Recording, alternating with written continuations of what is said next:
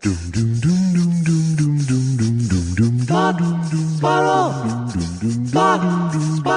2 Jews, 2 mics, 2 hours, starting now.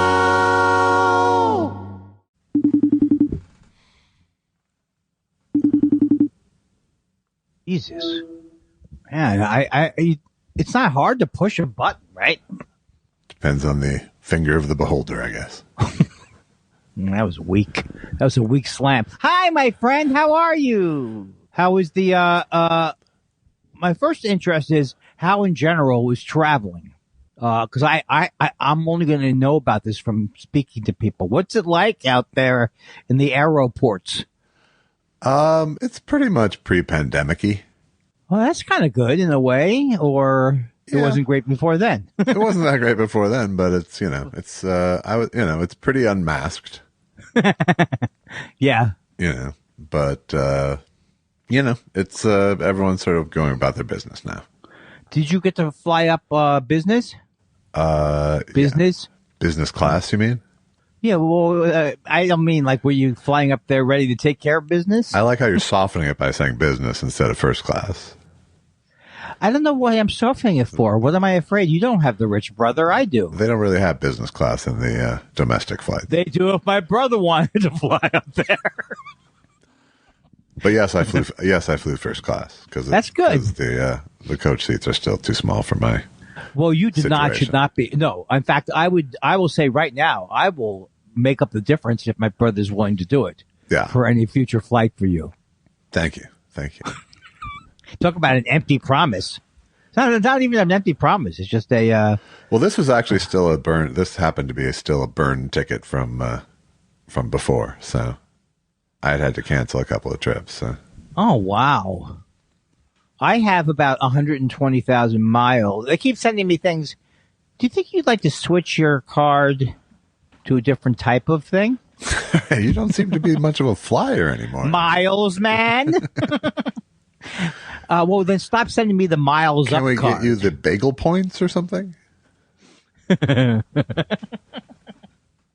There's so much activity now. I mean, you really can get 5% back here, 2% back there, Capital One savings. They come in at the end of the sale and they go, would you like us to check to see if we can get a few more deals? Do you have Capital One savings? Do you have any of these miracle savings, or do you have an RX savings card? I don't really want to reveal any of that, really. Well, it's not even private. It's just boring. I have a couple of cards that have a couple of points, and sometimes I bought a laptop for my nephew with all the points on one of them. Oh, that's so great. And an iPad for my kid at the same time. This is unbelievable. I really wish I had more gifts that I could. I forgot what I was saying halfway through the sentence, and I'm just going on and on. If there was anything important that had to happen now, I couldn't be. I'm not part of it. It's your fault for starting a fucking miles card discussion is what your problem is. You started a discussion you couldn't possibly stay interested in. Well, I started this great journey on United, my United Mileage Plus card.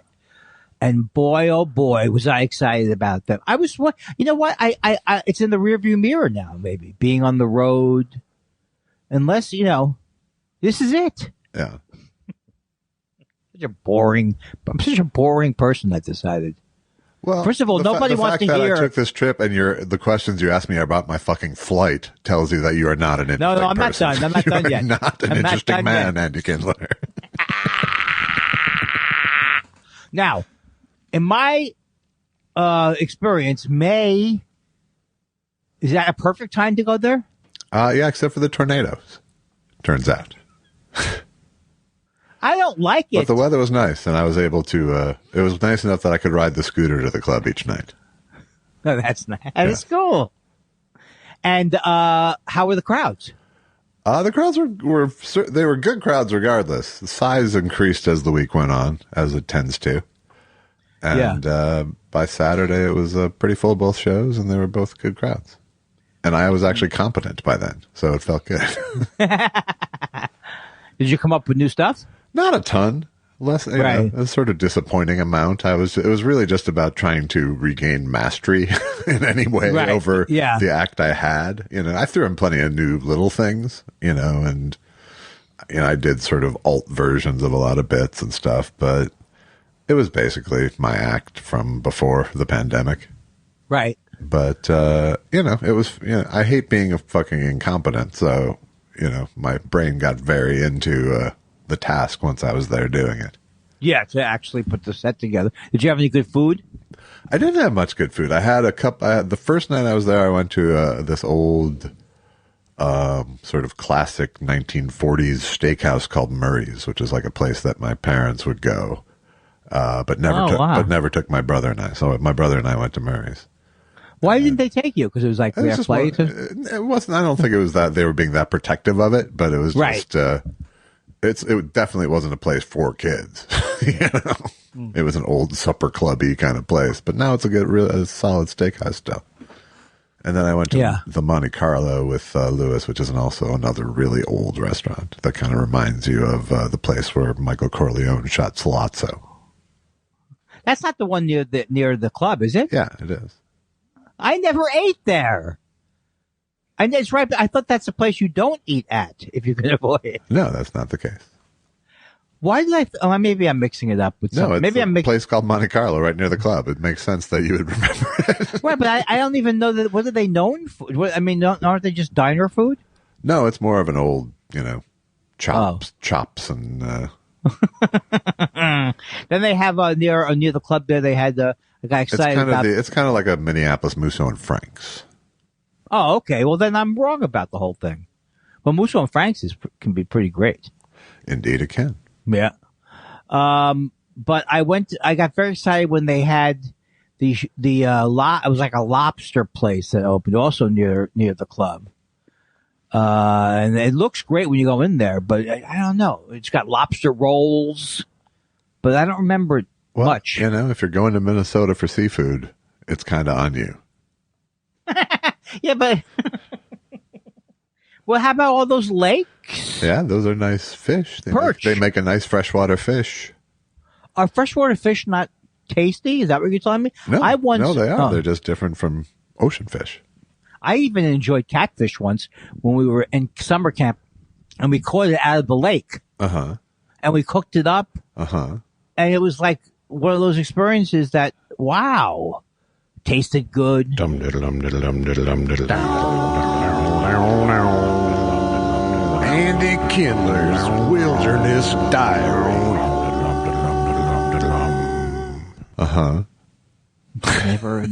But never to repeat it again. Yeah, I did that a lot of times. I ate a lot of fish that I caught. Oh, that's really good. We never have talked about your angling. Is that what they call it? That's what some people call it. You didn't seem to do it that well. It wasn't natural for you. You were angling for something different. No, because isn't there a golf? Doesn't have angling in it? No, it has angles. I got confused there for a second. I see an apparition behind you, but I realize it's probably the back of your head or something like that. I know. I know for a fact the back of my head is behind me. You just became my father right there. Exactly what my father would say. Right along with the, I'm going to hop in the shower. Why don't you walk in, Eddie? I think you'd. Yeah. Really? Why would you cause an accident for yourself? He never got tired of that one either. That's good. You apparently never got tired of setting him up. Well, no, you didn't. See, I would have changed my syntax just to avoid it. You did not have to. But first of all, everything with him was like a zen. I'm going to take a shower. Why don't you leave a shower? Fuck, Dad. Come on. No, you fuck me. I'm the dad. Dad, stop with the stupid thing. No, you stop. You're the stupid thing. You're the stupid thing. Dad, this isn't even interesting anymore. It's not even interesting anymore. Why, Dad? Why would you mock me? Oh, mocking is good. Mocking is good. Heard of echo or something. How'd you see your brother? I'm You're assuming, seeing right? apparitions. You're hearing echoes. This isn't a good day. My brother as well. And, I had a dinner with he and his wife and his youngest son. Oh, cool. His eldest son is graduating from Columbia next week.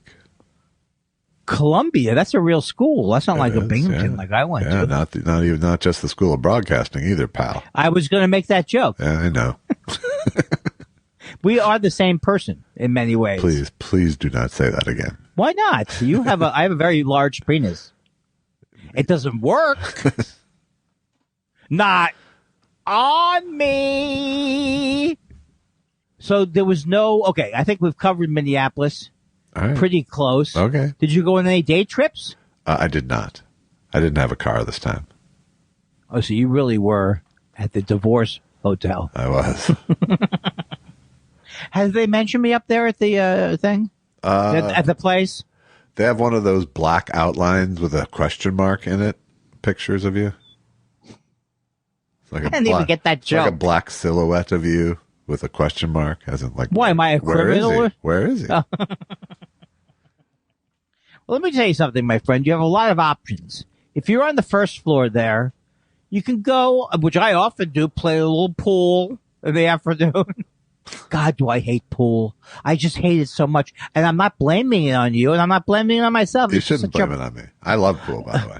I know you do. You, because I saw you on the movie doing it. That's right. Having fun. It's one of those things hitting 2 consecutive shots on the first take was really one of the great moments of my entire movie experience. that I got a pool scene and that I delivered on the shots.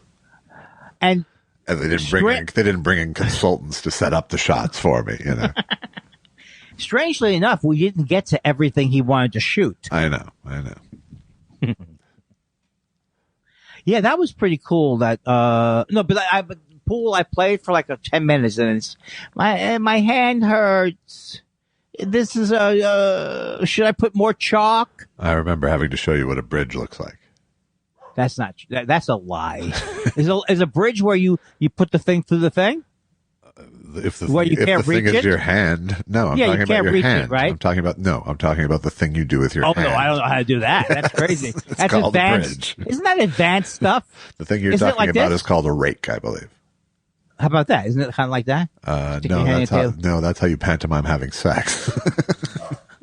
No, that's how I pantomime saying the pizza was good. Aha. I wonder, how did that get popular? That's like worldwide. You could go to no, anywhere. But it means asshole in some places.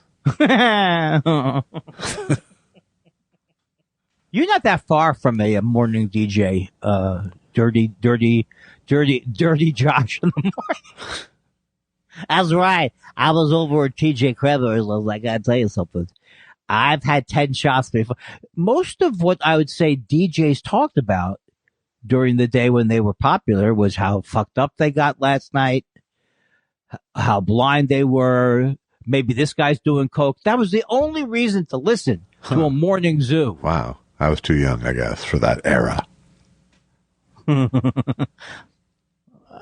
Yeah. You missed the cocaine. You saw the movie Boogie Nights, and that didn't seem like your whole life to you? It did not. It didn't seem like your college years? No, just the huge cock. That was the only thing I resonated with. Because of any movie I've ever seen, the firecrackers going off in that scene are the most is symbolic of the entire 80s in LA to me. Yeah. Of like, you're just scared, you don't know what's out, you're gonna get shot. What's this guy doing? And he's just having fun with his, I think it was Alfred Molina. He's having fun with his firecrackers. Yeah. And let's talk about other movies I've seen.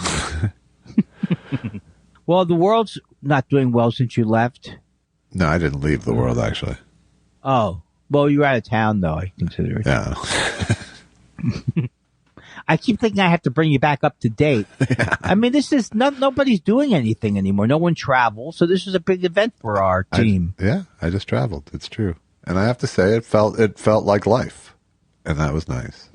Yeah, I don't know if it felt like my life, but it felt like a life. Yeah, because that's the thing that seems to be happening is like when we get back to whatever normal life is, it just also seems like we're always waiting for another shoe to drop in our current environment. But maybe that's the way it's always been. It's always been that way. Well, then I don't like it. You in particular have always been waiting for another shoe to drop. Well, you're waiting for a shoe to drop right now during this conversation. Oh, I am, because I think I'm not doing well during the podcast always. I'm always you aren't always, nor am I. Well, yeah, but as someone called this, I think as someone called this, referred to us as sometimes entertaining or often entertaining. Who said that? Someone in a letter last week. Well, how about sous vide?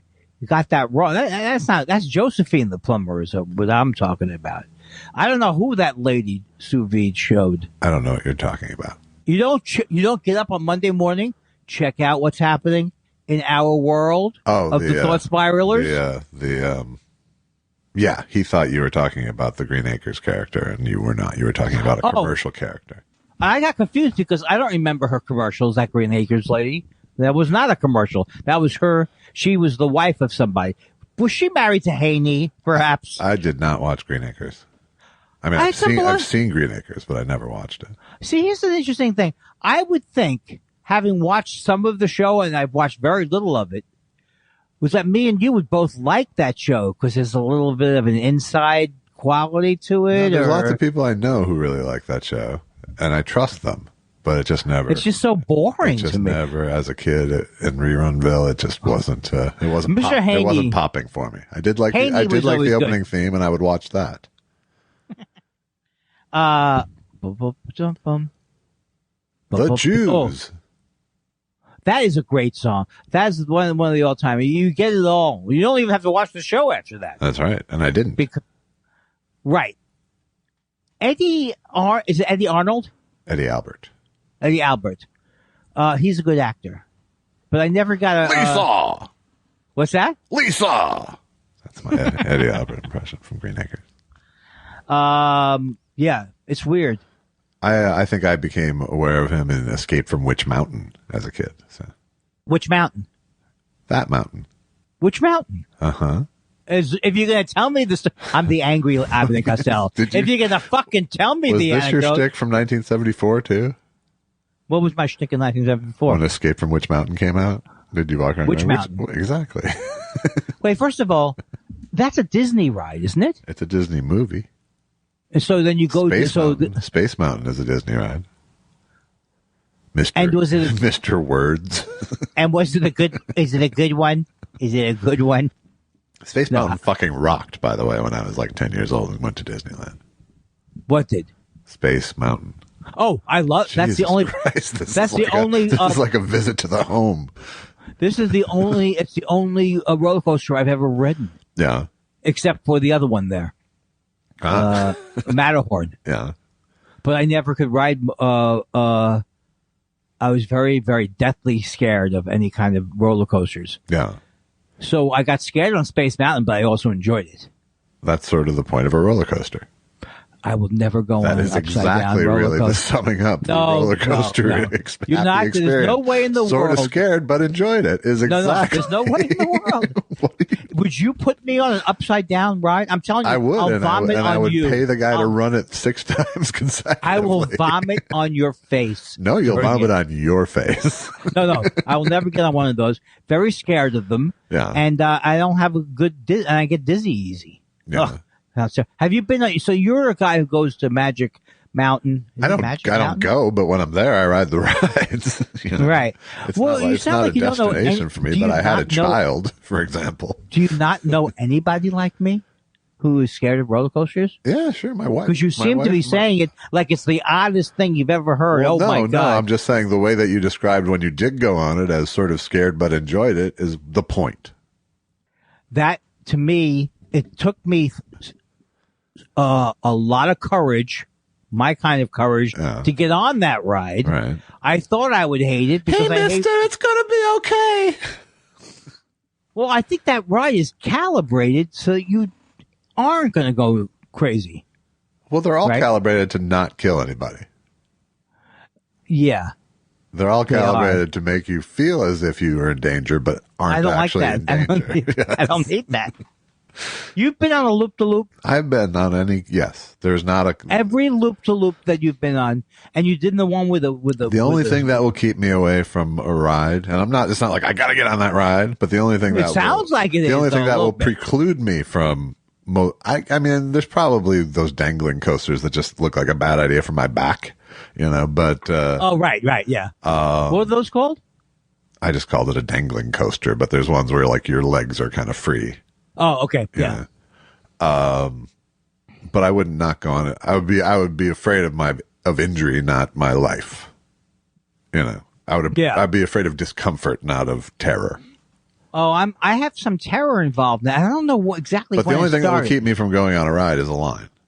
Oh, that's yes. I've never been on anything that requires a line in my whole life. Much like food, it never pays off. A 2-hour line never pays off. The only time I ever did it was at the World's Fair. My family hates lines. Like, if it was the line was to get away from the concentration camps, if it was too long, my parents wouldn't go on that line. They get on the train. They get on the train because everyone's going on there so fast. I'm not making fun of the Holocaust. No, I think you were going with the extreme example of how much your parents hated lines. Yeah. That's kind of how I took it. Yes. And, but I mean, like, a lot has to do with the upbringing I had.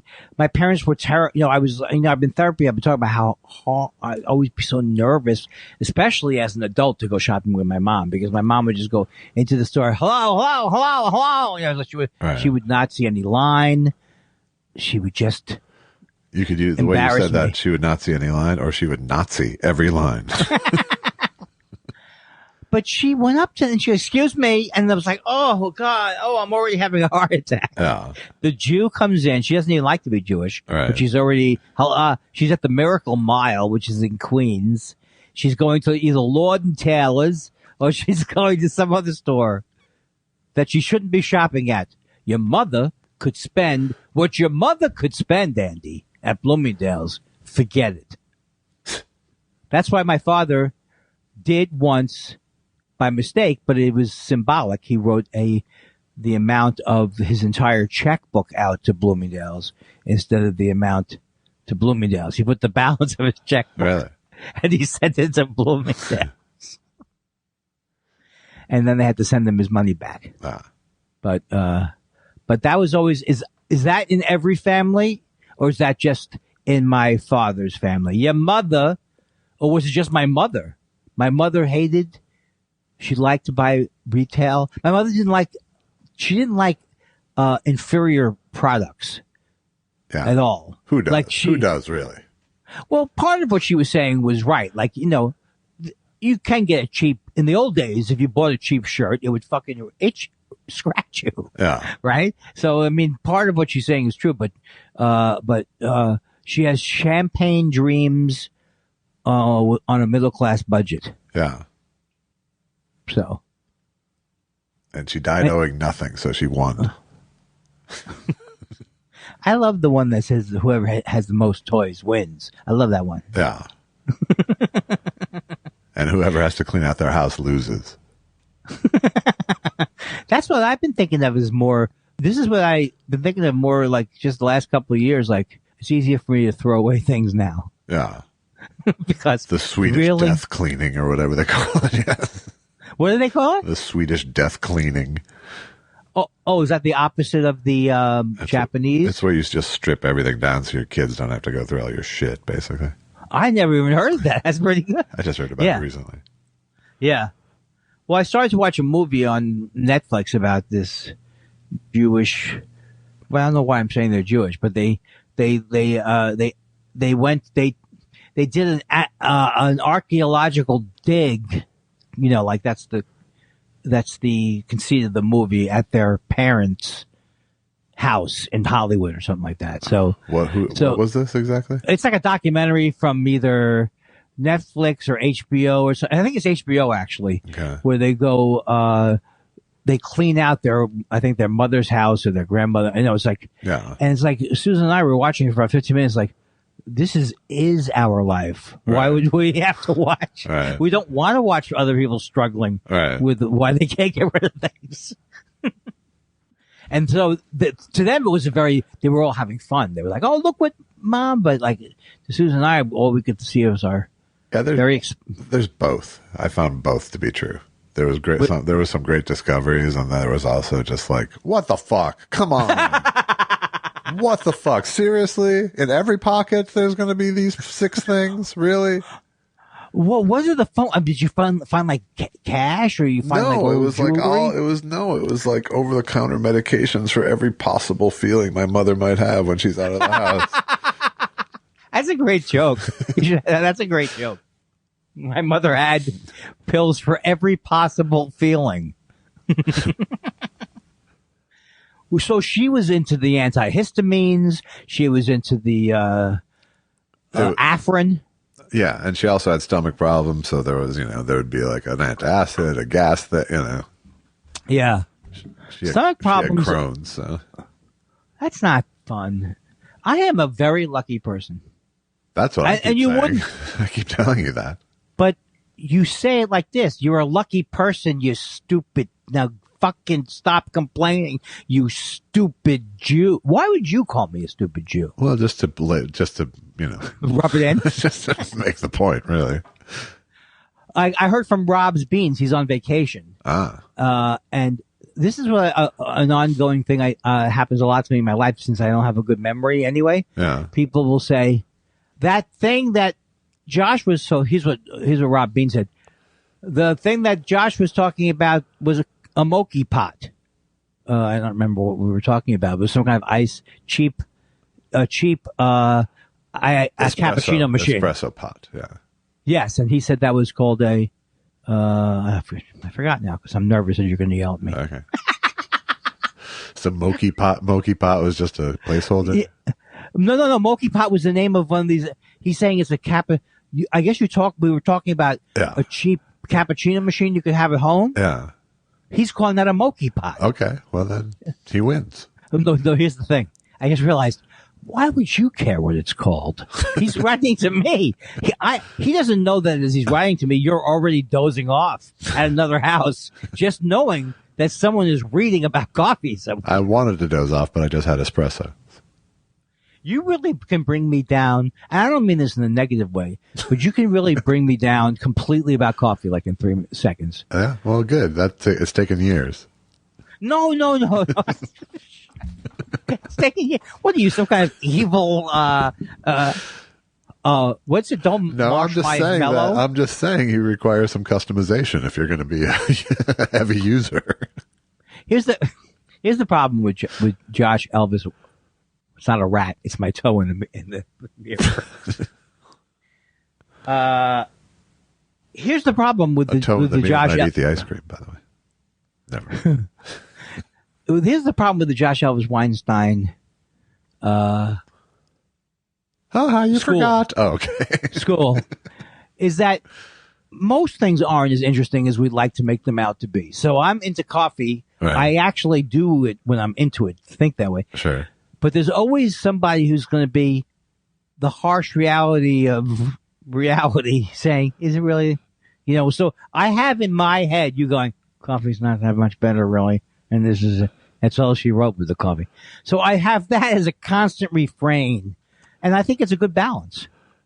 Yeah. And my rebellion is not against the topic of coffee so much as the Chef Blowhardy approach to it.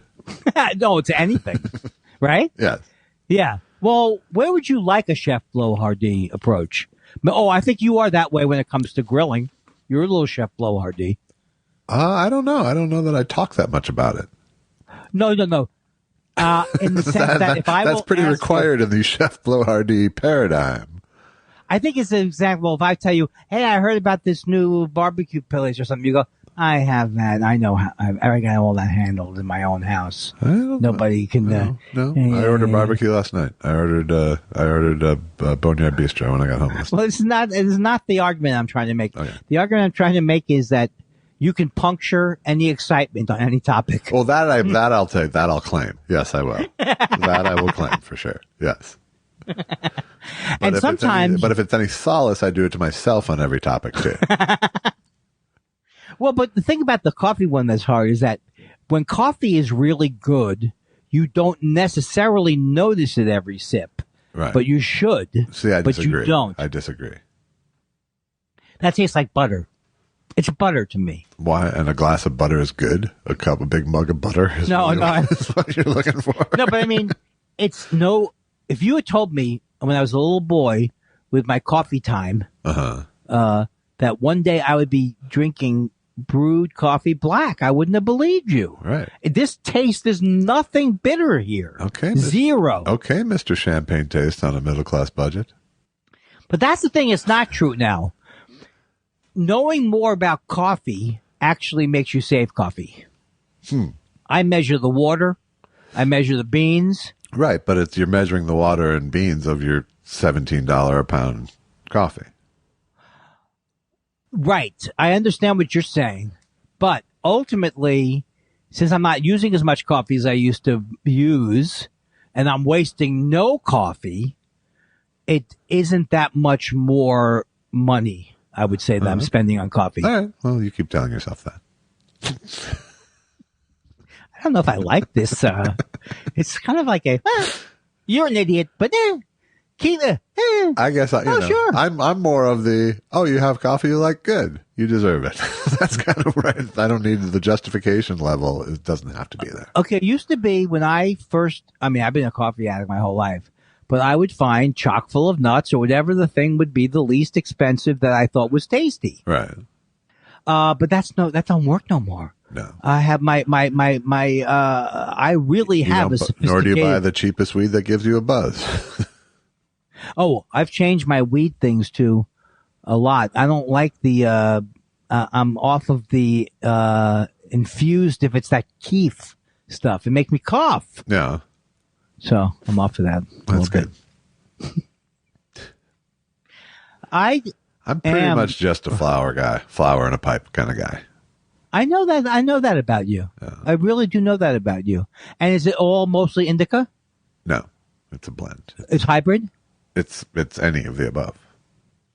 Oh, you like all of it? Yeah.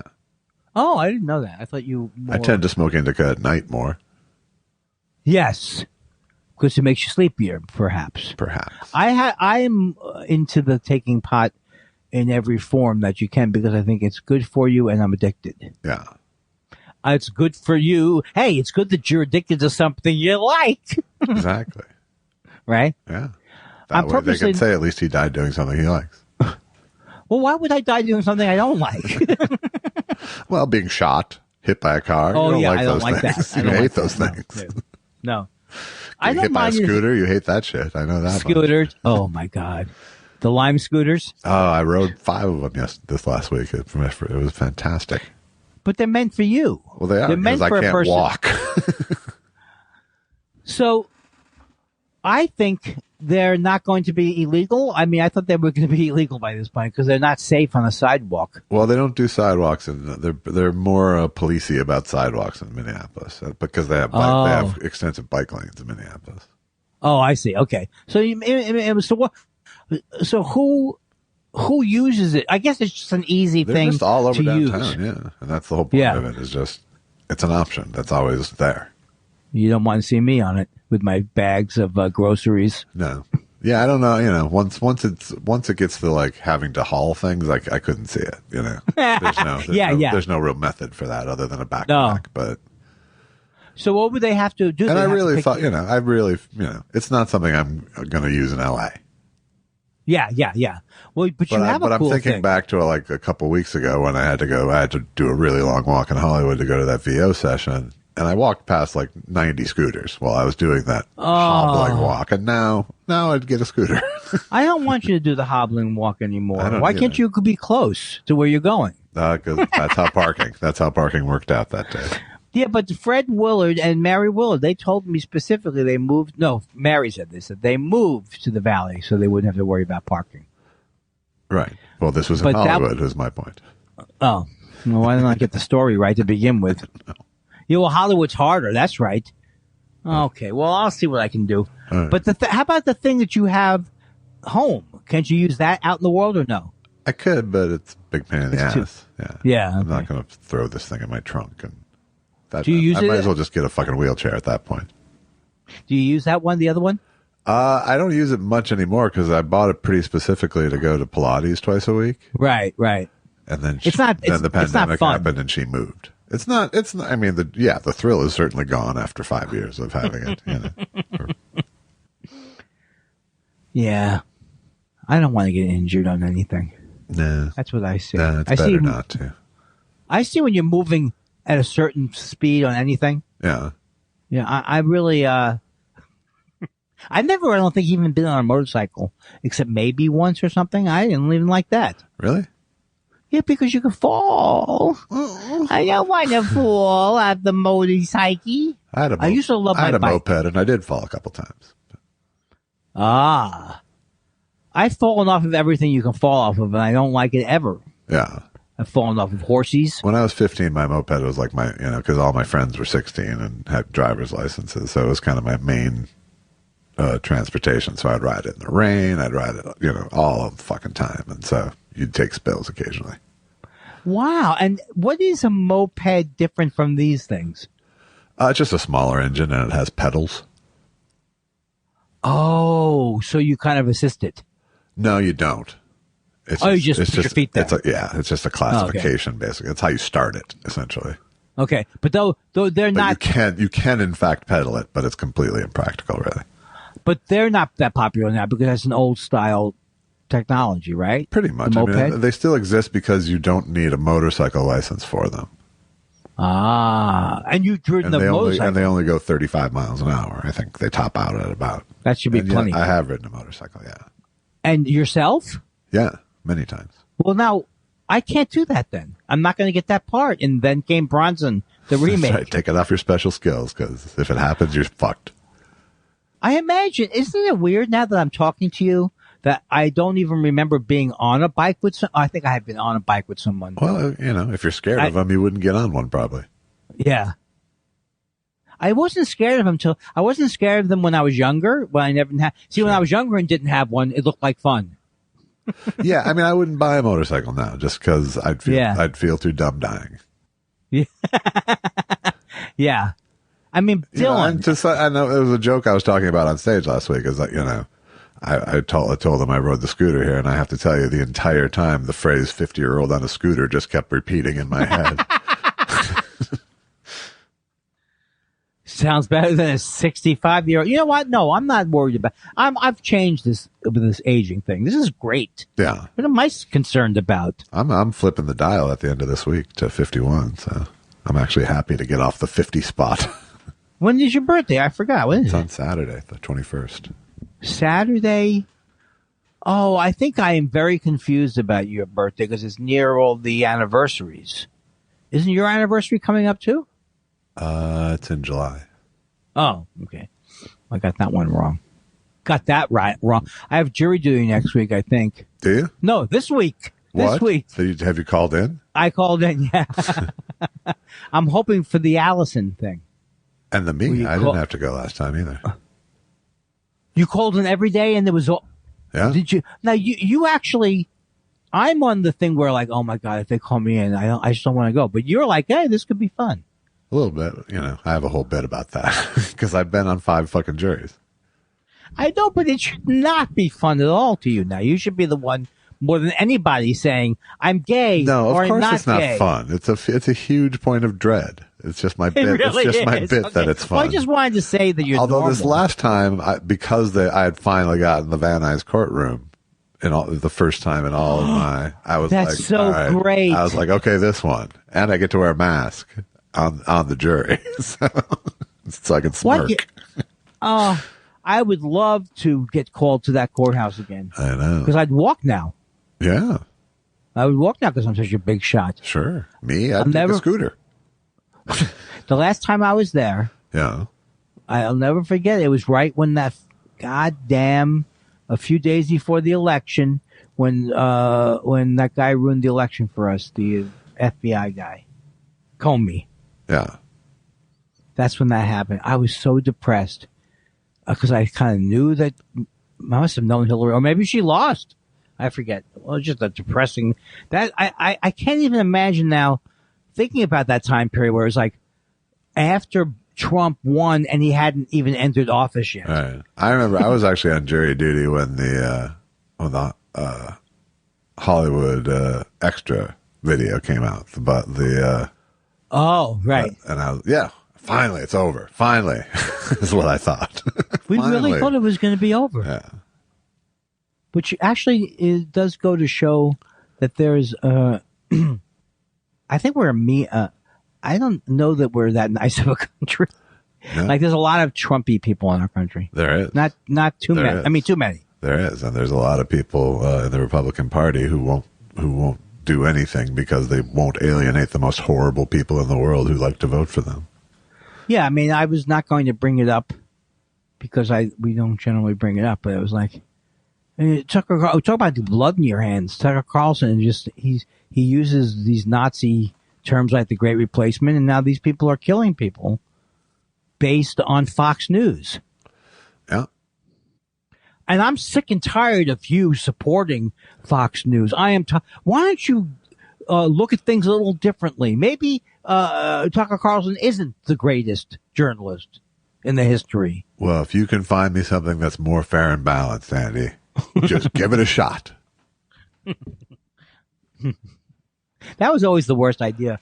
You're telling me you're fair and balanced, so you obviously you're a complete liar. Right. I think he's as evil as a Nazi. I mean, why do you have to compare an evil? But that guy knows that people are dying, Tucker Carlson. He knows people are dying maybe he doesn't. Maybe he thinks that in his twisted mind, he couldn't face it. I don't know. I don't know what motivates Tucker Carlson, thank God. I have my suspicions. Do you think he's on the nose candy?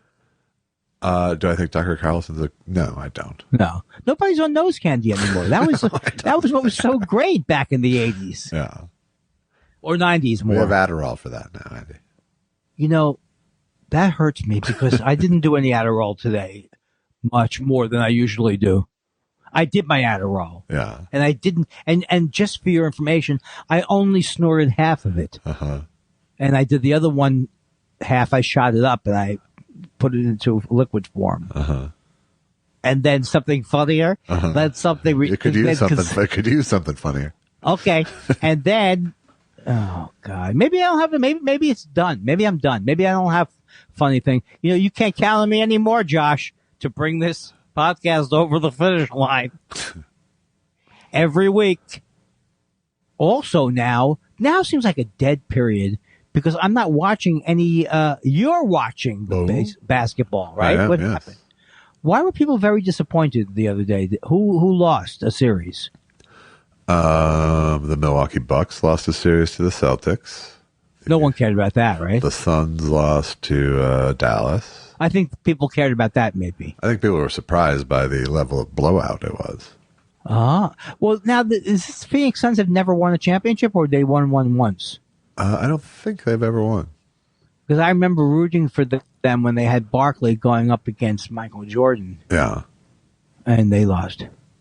They did. I didn't really like that Suns team that much with Dan Marley. No, I didn't either. I liked it for like a minute and a half when they were going to beat. I liked anybody against the Bulls. Yeah. I was I was on board with the Bulls juggernaut. Well, then you must have had a lovely 80s. It was good. It was the 90s, but yeah. Oh. That's the thing that is very difficult now when I'm reading about, it's just aging. But like the 90s were a long time ago now, and they seem like yesterday. Yeah. Boy, I got to write some of this down. Hold on, Josh. It seems just like yesterday I was younger. Huh. Pretty good. I was doing a bit this week about, and I probably talked about it here, and it's just how fucking the one good thing about turning 50 is like figuring out that oldies radio ages with you. I had no idea. I think you were talking about it. Yeah. In other words, like, so the hits of the 80s are now the oldies? Yeah, it's the new wave? It's 80s and 90s now instead of the 50s and 60s when I abandoned classic radio. So when do they? So when they go back to the 50s and 60s, we're going back on the wall? No, they just don't. I mean, once in a while they'll play a 60s rock song, but they don't play Duke of Earl, Duke of Earl. Even on K-Earth 101? No, that's what I'm talking about is K-Earth. Oh, my God. K-Earth is 70s, 80s, 90s. Oh, I could see them getting away with the 70s. But why? Because they why have to should play fucking Dream On by Aerosmith every 10 minutes is why. Well, the 70s songs, though, besides that, they had so much heft. When you're talking about Billy, Billy, Billy, Billy, Billy, Billy, Billy.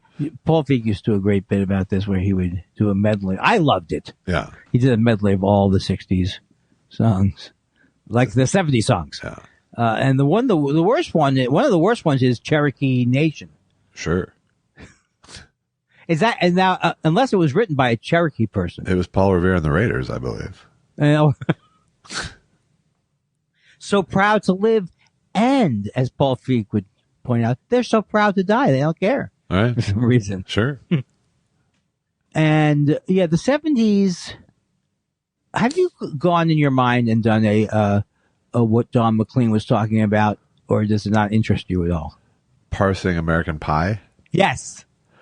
No, I mean, there's a couple that stand out, certainly. It's Mick Jagger is the devil?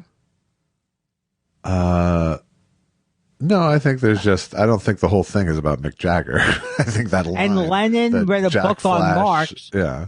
Isn't it John Lennon read a book about Marx? Maybe. Who knows? It's a fucking song lyric. It doesn't have to mean exactly something. But the more I listen to it, here's how I hear the song. I'm a white person who likes to run around with a pink carnation in a pickup truck, and I'm fucking claiming now because Buddy Holly died, it's the end of the world, and I don't want any non-white people. I don't have a place in this world. Now, I may have added the non-white thing on there. That seems more like it's anti-British invasion, if anything. Yeah, but isn't he saying, who enjoyed, I was a pink carnation, I was a drunken rider with a schmoopy dupe. That's supposed to be positive, he's saying. And he went to the levee, but the levee was dry. Why is that bad? Why is it bad to have a pink carnation in a pickup truck inherently? It's not bad, but it's not better than Purple Haze. Boom boom bow. Tick tick ding bang. Why is he against the 60s? But someone pointed out to me that maybe you pointed out to me. I doubt he had that song, and he had Vincent.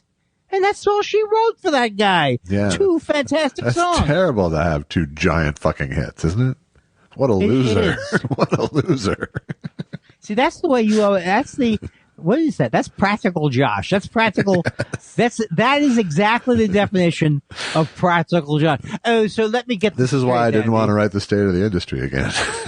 Let me see if I get this straight, Andy. You having written no hit song. I wasn't saying it as opposed to you. I mean, that's just. I think it's a disappointing career. I guess it's implied, but it wasn't it wasn't the implication I was going for. I think it's a very disappointing career that he had to me. It can't be just the one song which was okay, then the second song which was probably better, which is Vincent. But at the end of the day, no, he's great. I'm sorry. Don't make it about him. I don't know why I get obsessed with him, with that song. So bye, Mr. Judgmental Guy. I don't like Don McLean's later music, so I reject him completely. I can't have a mixed opinion about things. It's either got to be it's good or it's bad. Either it's good or it's bad. And the 3 Jews I admire the most. Especially Rickles at the Friars Club roast. And when Jackie Mason died, I didn't shed a tear. God, we were going so good. But it's not easy doing. It's not as easy as the people on Whose Line Is It makes it look. It's really not. What they do is they have a style, right? Ba-ding, doing, ding, ga-do, and then they add on to each one's person thing, right? Yes. I got up today, everything was good, and now I'm going to have smoke some weed. It's Gadoink and is what they approach it with. I would say, how is it possible not to come up with a rhyming word? I think it's harder to not rhyme. I was trying to decide whether to go with a rhyming answer or not. I froze. This is always a tough time for me because I think we've been on the phone now for a while. Yeah, we're in the danger zone for sure. Danger zone. Well, look what I did though. I mean, you gonna see the new Top Gun? You gonna go see the new Top Gun? No, movie? There's no such thing. Is there? Yeah, Maverick. Top Gun Maverick. What does that mean, Top Gun Maverick? They're making both movies? It's the name of the sequel. Maverick is a different movie. No, Maverick is the name of Tom Cruise's character. I know you're thinking it's Top Gun. Hey, Top Gun, get in here. Top Gun, I want your badge on my desk right now. Get in here, Top Gun. Look, Top Gun. We got problems again, Top Gun. You're not going to pull that crap here, Top Gun. Top Gun, what are they remaking it? Oh, so his son is now doing it. Yes, his son is now. That's a terrible movie. That movie will not hold up. Huh. Like the first one was rock solid. It sucked. Yes, but it was popular, though, right? It was very popular. What a terrible movie. What a terrible. That should have shown us right there what a horrible nation we're part of. It was just it was basically just a fucking MTV recruiting ad is what it was. Well, you know what? I normally would reject. I'm not rejecting it until I know. Yeah. My mind is open. This could work. Give me your badge, Top Gun. Hey, Top Gun, get in here. I saw that movie a couple of times, and neither one of them did I remember one scene from that movie. I remember when he's tossing around the drinks. He tosses around the drinks. No, different movie. And he mixes them up. different movie. Are you sure? Yes. Because I remember him. He's like, hey, one more, and then I got to go out and fly, all right? But what do you want? Tom Collins? Bada boom. I got to wake up early tomorrow for a day of thunder. Is Days of Thunder racing? Yes. And was that a good movie? No. But you do somehow see all of these movies, I think. Well, I mean, I've seen them these are all movies from 30 years ago that I saw. Yes. Yeah, but with me, like if you went over superhero movies, you know that I've seen one Batman. I've seen a Batman. Yeah. I saw the Iron Guy. Uh-huh. That was boring. Yeah. Was that boring or is it me? I think I liked Iron Man. I did like Iron Man. Let me finish. Uh-huh. Why can't they make more gritty things like that? I love the one with the Joker. That seemed to be, I didn't get to see it. Yeah. That looked good. Yeah. Full Metal Jacket. Oh, I think I did see that. That's a good movie. They had a character Joker. Full Metal Jacket was my point. Oh. Is that, Full Metal Jacket was Oliver Stone? No, it was Stanley Kubrick. It was Kubrick? Yes. I don't think I've seen it then. You should. What do you think of that? I didn't like Lolita that much. I thought that was an odd movie. How could you not like Lolita? I find that absolutely insane after all these years to hear that from you now. Well, I forgot who played Lolita in that movie, James. She was like a bubble of poison in my loins. What? What is that? Is that a non-sequitur? No, it's Lolita. Well, also, wasn't that the movie that was made with candles? Like they were shot them with candles. It was so dark in some scenes. In other words, anything to distract from the horrible subject matter of the movie. I don't know what you're thinking of, really. Well, no, he gets attracted, like that book by Nabokov. Right. It's James Mason. He starts to shake and cough. Yes, he rhymed it with Nabokov. That's a good song. You like Sting, James? Are you a fan? Well, I liked that song because of the reference to me, of course, but I never thought of you as being so self-aggrandizing. You seem to be more of a gentleman. You would not want to draw attention to yourself. Well, I think of myself as a grand gentleman. Is that a KKK reference? No, that would be a grand wizard. Oh, okay. You seem to know a lot about this. Oh, what? Where'd you go? I'm right here having some Thunderbird wine. It has an interesting taste, all its own. Does he really say it? He doesn't say that, does he? I believe it's unusual. It's unusual.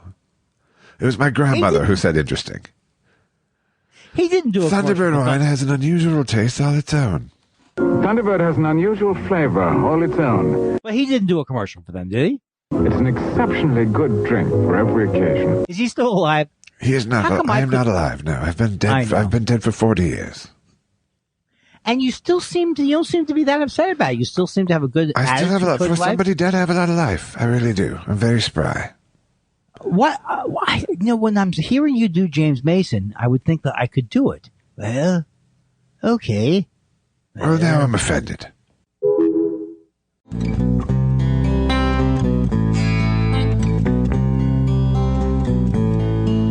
I heard there was a secret chord that David played and it pleased the Lord.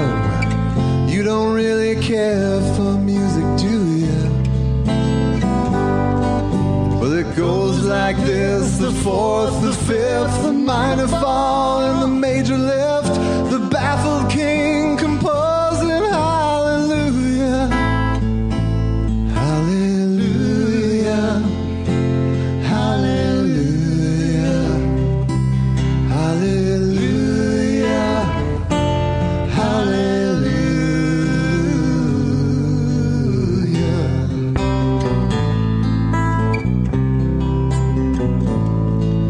Your faith was strong, but you needed proof. You saw her bathing on the roof. Her beauty and the moonlight overthrew you. She tied you to the kitchen chair. She broke your throne and she cut your hair.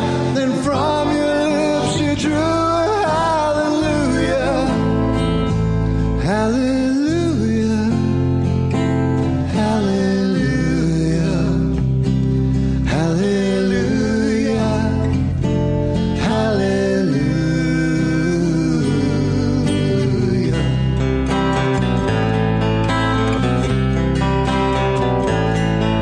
Well, baby, I've been here this before. I've seen this room and I've walked this floor. You know, I used to live alone before I knew you. But I've seen your flag on the marble arch. And love is not a victory march. It's a cold and it's a broken hallelujah, hallelujah, hallelujah, hallelujah, hallelujah.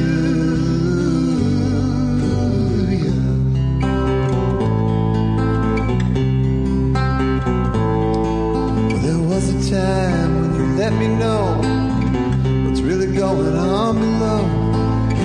Now you never show that to me, do you? But remember when I moved in you and the holy dove was moving too, and every breath we drew was hallelujah, hallelujah, hallelujah, hallelujah, hallelujah.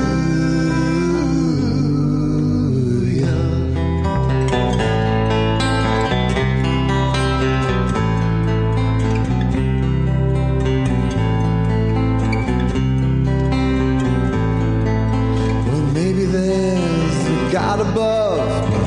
All I've ever learned from love was how to shoot somebody who outdrew you.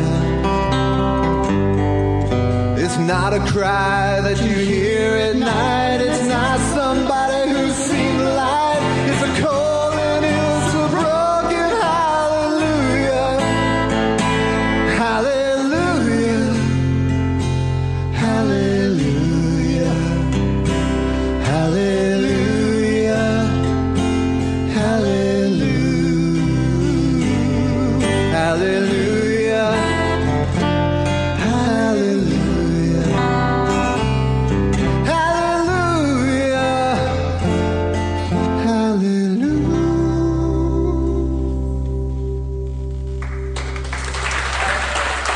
Thank Josh you. Weinstein.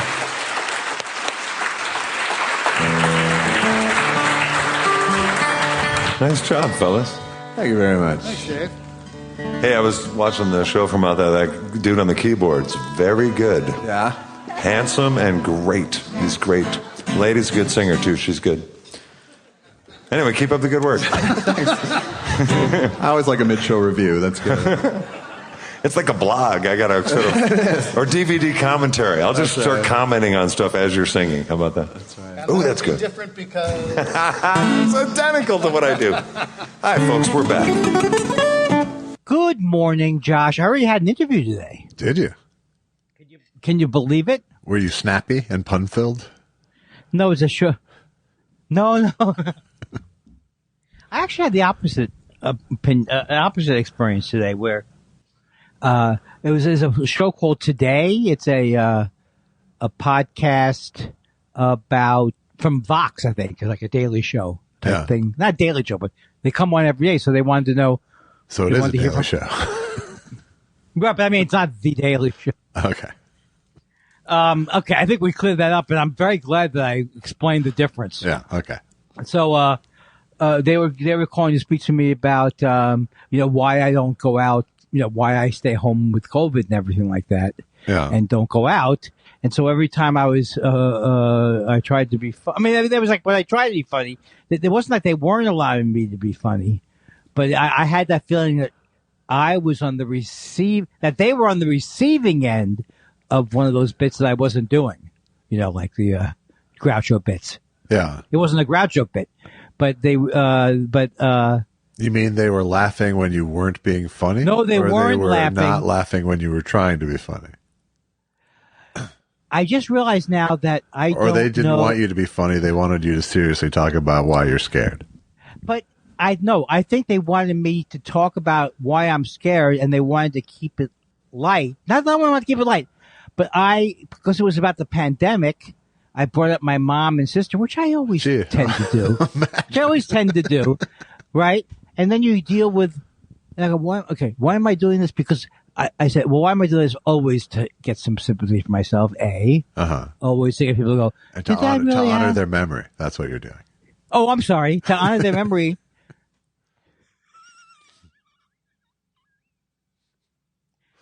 So I always. Speaking of which, are those dead roses behind you?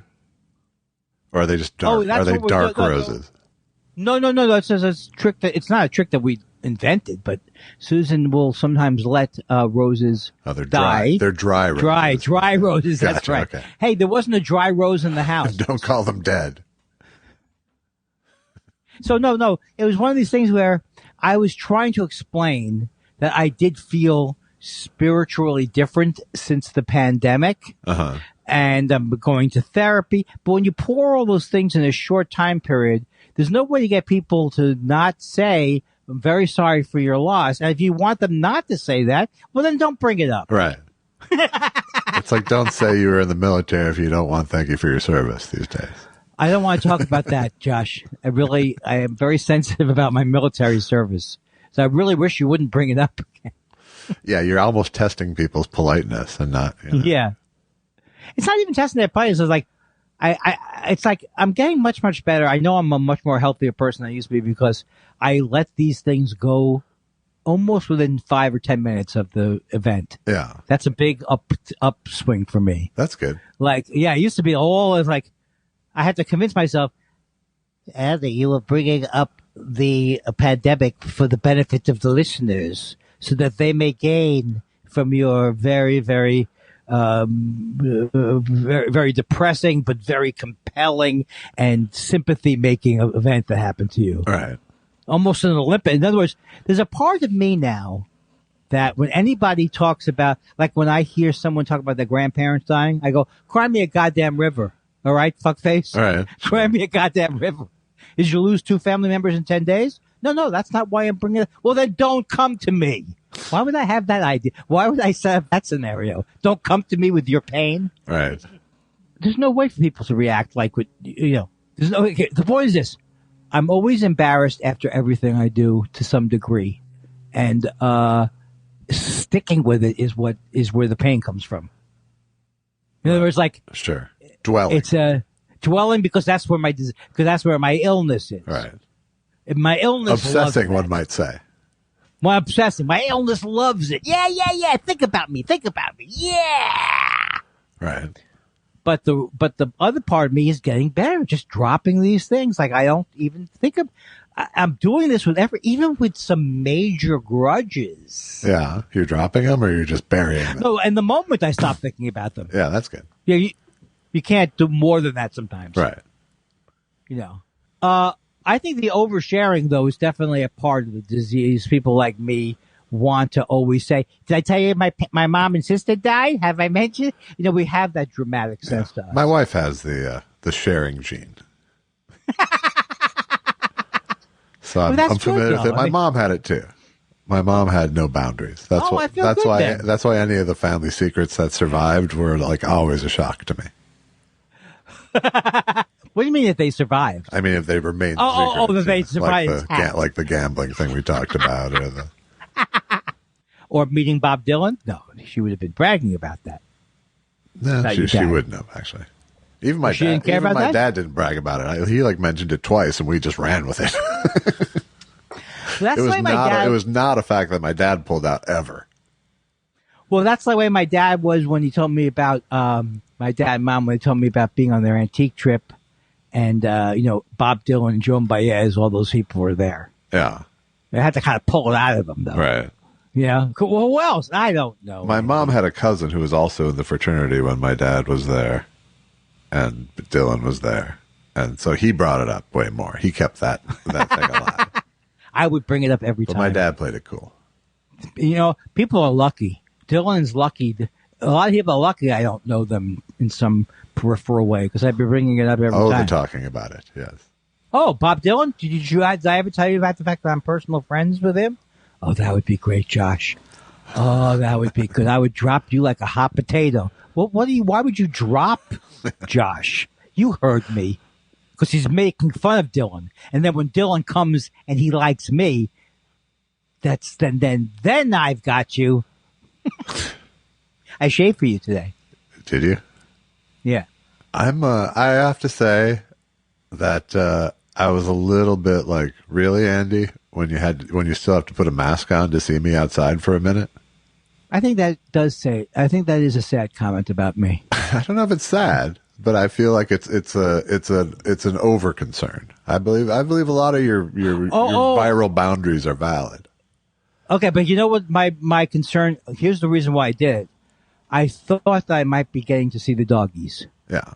And again, dogs don't carry COVID. Especially. No. I was over that. Yeah. I was over that. Is that still can you absolutely guarantee me that it was a rumor that's not true? Have you heard, how many cases have you heard of in the last 2 years of total constant COVID coverage? That's my defense. I'd love to get rid of COVID, but goddamn Clyde gets it every other day. Does he have symptoms? Not that he mentions. I love myself. And you know what else I love? My brand of humor. I was walking down your street, not your street, but I'm just letting you know, 1 block over from your street. So forget what that is. Okay. And I'm walking down every day. I walk everywhere until people think I'm the guy that they should worry about. Uh-huh. So I'm and I see this guy, and he sees me, and he looks very, very nervous. He sees me, looks very nervous. And so now it's Andy Kindler. I observe things. I'm like a Columbo for things that don't matter. Yeah. Then 2 seconds later, a guy comes up with a car, comes out of the car with like, one of those bags that you get from the pharmacy that are actually like, they look like old timey bags. Yeah. That's where he had the pot of the guy. It was a pot drop. Gotcha. And so the guy got the pot and he looked around. He wasn't really looking at me, but in general, he had a look on his face like, yeah, this is pretty. I mean, I don't know what he was thinking, but I was thinking, wow, this is just so great. Yeah. Although I don't think I would want my pot dealer to know where I live, though. Right. I know that's ridiculous, right? Well, they're all bonded. Well, and they look at your ID when you go there. Oh, but I don't have my house address on there, do I? I don't know. Home address? I don't know. Oh, I think I do. Wait, hold on. Let me go back. Yes. In fact, I also write my passwords on my driver's license. That's good. In ink. That's good. You don't forget. If you the ATM card 1 2 3 4. Uh-huh. Try that. Uh-huh. It's written on the ATM card. Try that.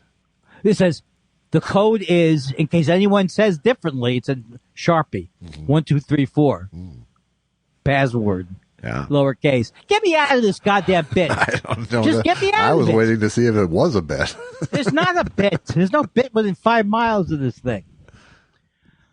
Anything else happened this week that you'd like to bring up? You sound like you feel like you, I know you probably don't feel better, but you sound like you're back, like your whole legs and thing, but it's not. You sound like you're doing better. Okay. You sound happier, maybe. Okay. Well, I'll take that. Can I ask you what, and I hope you don't get upset at this. Please don't. Okay. Are they going to go on the side next time? I hope so. It's the only unscarred turf I have left. You know they go through the top of your head in some countries. I'll take it, whatever it takes. I have to say, when I walk every day, I say to myself, oh my God, I am the luckiest man in the world. I have no injuries that'll stop me from walking. That's nice. And you have to nice thank- of you to say to me, really.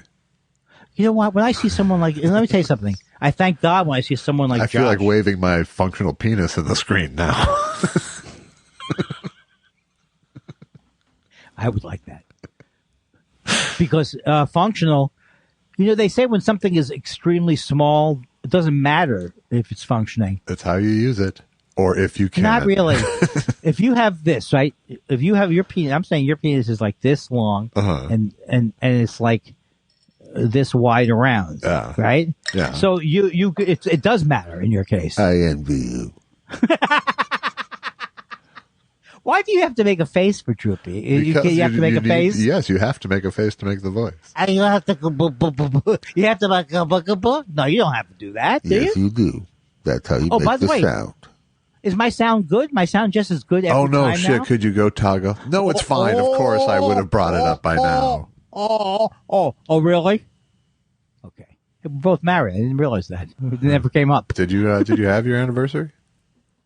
No, it's coming up soon. So here's the thing. And you haven't even asked me. You don't even ask me. Or maybe I never told you that I was calling in for jury duty. Maybe you never knew. Yeah, we talked about it the other day, and then I forgot promptly. But now, So this is why we're doing it Thursday, because you're down to the wire now. You're down to the one Now, last call. What are my chances? Will he get a reprieve? I think as you go on, okay, here's the thing. I'm trying to act stoic Okay. all week. Yeah. I'm trying to breathe in and out Sure. and not be too anxious about being excused. No, yeah. This is like a parlay bet. This is fantastic. As it gets down to the end of the week, Right. don't you think you have a better chance maybe of not going in? You know,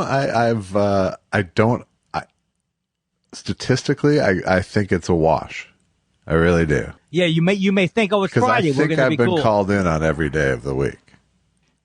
Oh, wow. You got called in on a Friday. I have gotten called in on a Friday. And logically you'd say, yeah, they don't want to start something up on a Friday.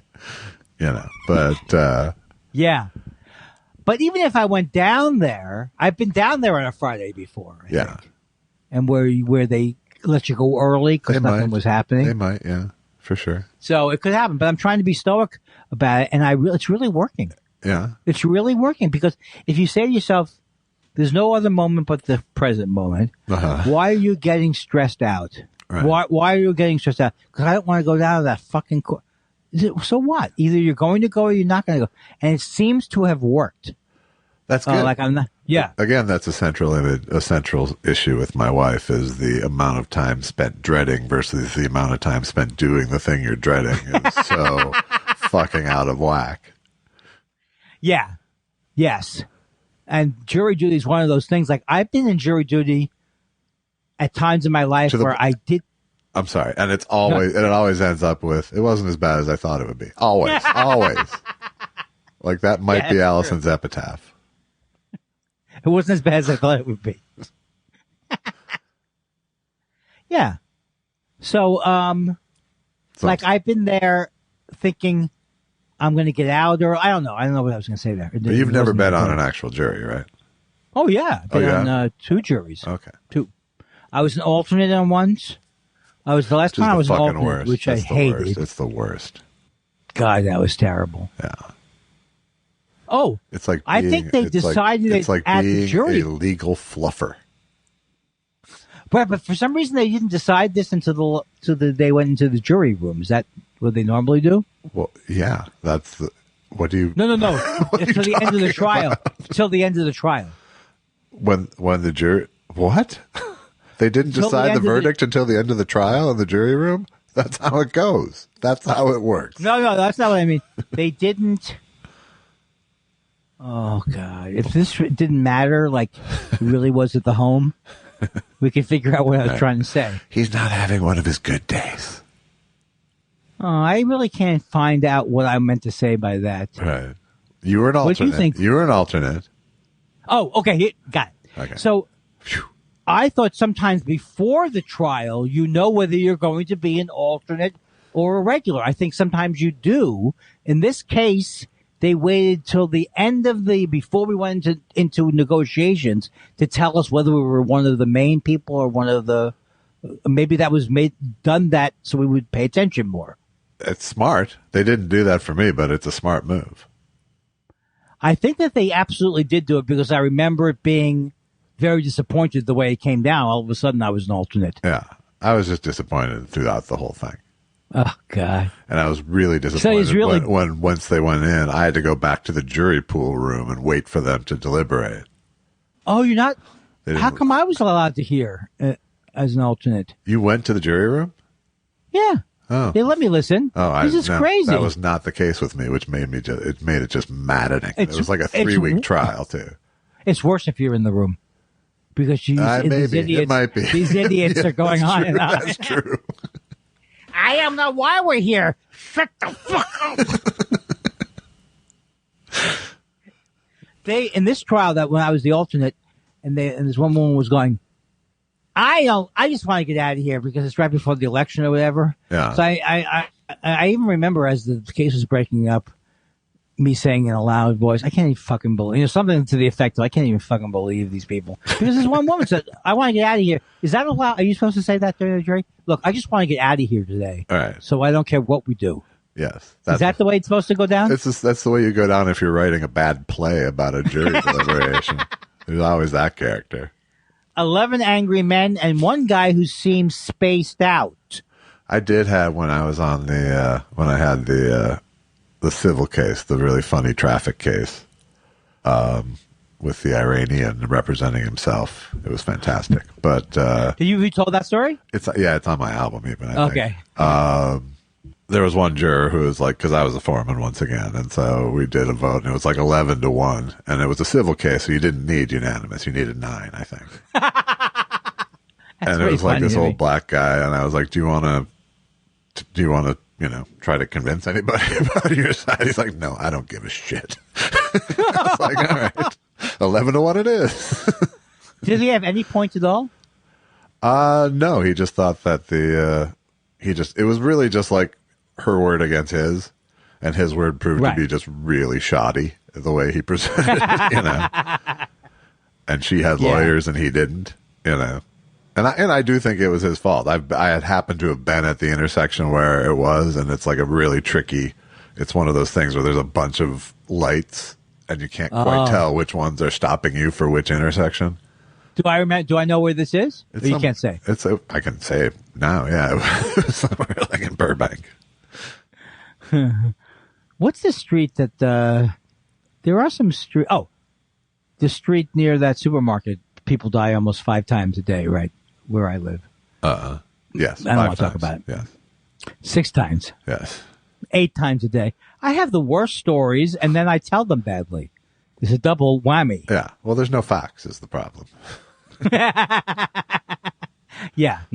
I can't say what I wanted to say. Well, then don't say anything, maybe. Nah. Giving us no information is that would kill the podcast.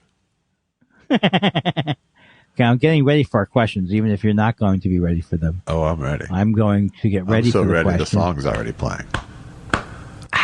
It's time for questions. What do you want to know? We love your questions so much. It's half our show. Half our show. Did you get my memo about the podcast that I really want the bump out and the Tagarunios. I want to know which ones you're using. Sure. And I want to know which ones you're using. And I want to know which one the night before we go into the thing. Uh-huh. What do you think? Uh-huh. What do you think about that? What do you think? Okay, here we go, everybody. Is everybody ready? Strap yourself in because this is going to be on the test. Oh, I got something. I'm not. Okay, don't call me Boops, he says. I'm not Pickles, Andy. Sorry to throw you off. And it did. It actually threw him off. Well, how were they able to do it? Because Don't Call Me Boopsy played the longer game than Pickles. This one came in on April 5th. Whereas Pickles didn't put theirs in until April 14th. Oh, so you're grouping everything with Test Show 258. You get it under a thing, right? Yeah, I think people can predict it's coming. This is great. Pickles, you just got served. I don't know why I said that. Now, the real Pickle says, there's no fake Pickles. The Aristocrats isn't funny as much as it is shocking, right? It never made me laugh, really. I think it's a horrible movie. I think it's a horrible concept. He's talking about the joke. He's talking about the joke. They're talking about the joke. I don't think so. I think so. No, the joke's not that great. The joke kind of stinks, I think. I think it's a good, solid joke, but it's not it's not the best joke of all time, and I don't think it's best told by like dragging people through the mud for a half hour either. You know? Yeah. I think you can tell the joke in under a minute, and it's going to have all of its effect. I can't separate horrible Penn Jillette and his horrible energy from the whole movie. And he wanted to do that movie, and he thinks it was genius. And the joke, though, I guess if it was told well, I don't think it's a great joke. It's not the worst joke I've ever heard, but it's not great. Yeah. So what do they call it? The aristocrat. The guy pees on his head, and then another guy pees on his head, and then he pees on each other, and then something horrible in the bathroom happens, and then they give something funny at the car. You know what they call it? The Aristocrats.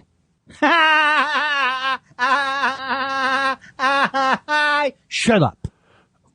I kind of feel like you didn't give it its full due, really, on that read. All right, so they go into this party, and the party's supposed to be everybody eating a buffet, but instead it's everybody peeing on each other. And they're peeing, and they're peeing, and then you know what it's called? The Royal Wedding. Not peeing. Yeah, so by just how you said it right then, you have identified why the joke is not great.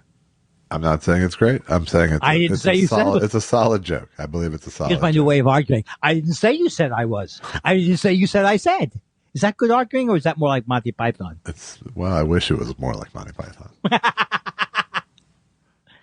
You are right, sir. Tweet Bahara says, I see Jen Kirkman is working on the Kids in the Hall reboot.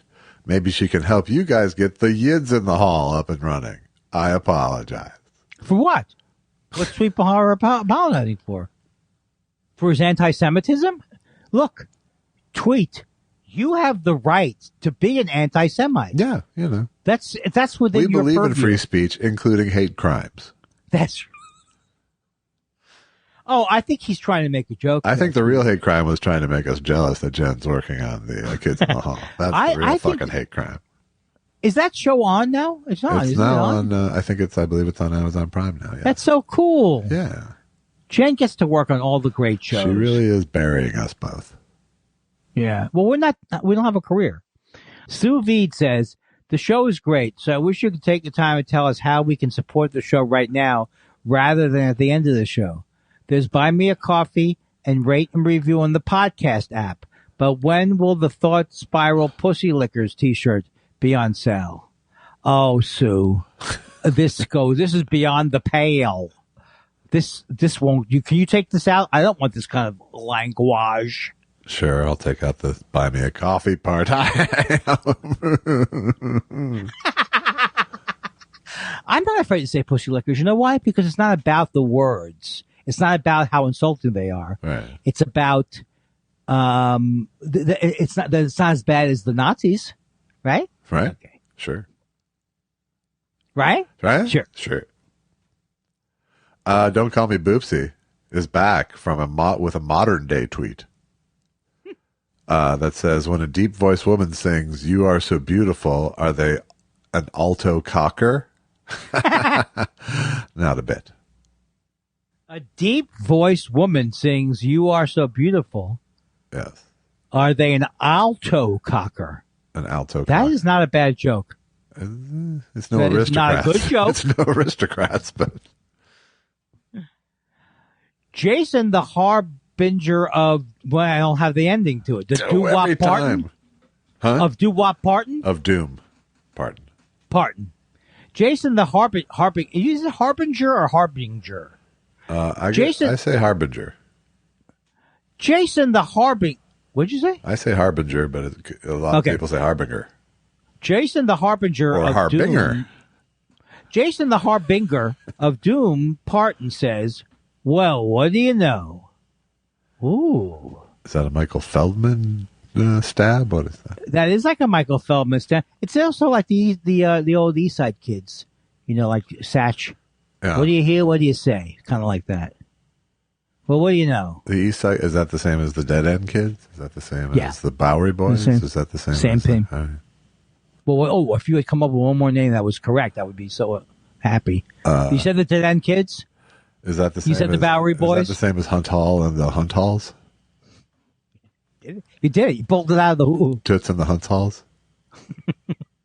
J. Anus Films, which might be misread as Janus Films, Right. says, if you guys ever do Movie Club again, I've got a suggestion. And it's Which is The Double MacGuffin, starring Ernest Borgnine, George Kennedy, Elkie Summer, and Lisa Whelchel, better known as This is Blair a joke, from right? Facts of Life. This is a joke. This guy made this up, right? Double entertainment from the creator of Benji. Wow. It's all about getting away with murder. That is, that's a lot. That's a lot of movie right there. That's not a real movie, though, is it? That is Elkie Summer. Yeah, it is Elkie Summer, who follows me on Twitter, by the way. That's pretty good. That is good news. Yes. Well, I don't know what's happening there. It looks very, very suspicious. It's a little fakey, but it also fakey. anything could happen. That's right. B.D. West. It's from the creator of Benji that makes you go, that's fake or that's real. Well, that's true. Well, also Double Entertainment by Rex Reed.